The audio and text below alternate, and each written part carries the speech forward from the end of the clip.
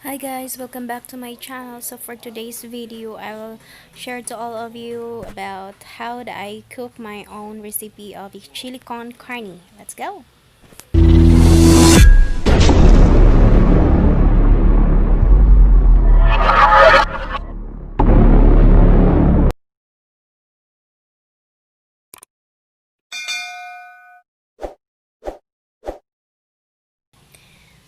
So guys, ginigisa ko na siya sa bawang at sibuyas. Hindi ko siya na-videohan kasi hindi ko naisip na mag-video pala ako. Kaya ayan. And then ito yung ginagamit ko na mang timpla.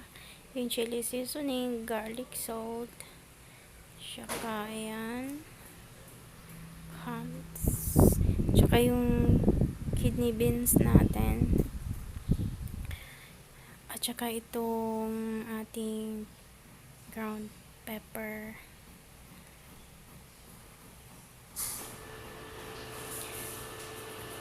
Ayan, nilagay ko na yung ating sauce. Tsaka nilagyan ko na rin yan siya ng chili seasoning. Tapos nilagyan ko din siya ng cheese upang lumasa. Depende lang po sa inyo kung gaano kadami, ah, depende po sa panglasa nyo kung ano ba may kulang. Yan, halo-halo lang hanggang matunaw yung cheese.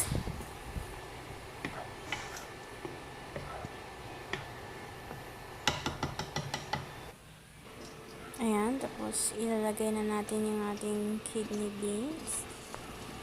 Ayan.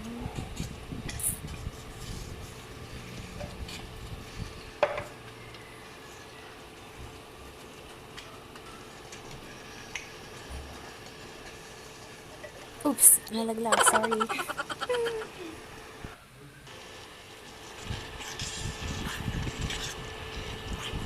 Tapos haluin lang ng mabuti. Ganyan lang kasimple. And then, pakuluin muna natin siya ng maigi.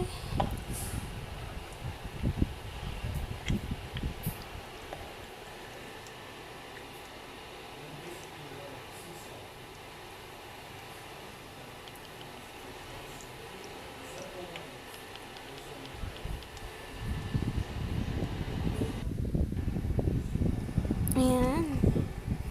That is our finished product. Okay, ready na. Ready na akong kumain at ako'y natatakam na.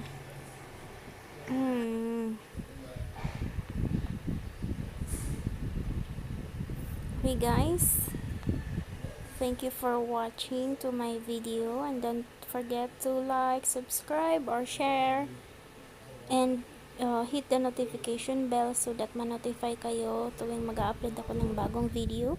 Thank you for watching.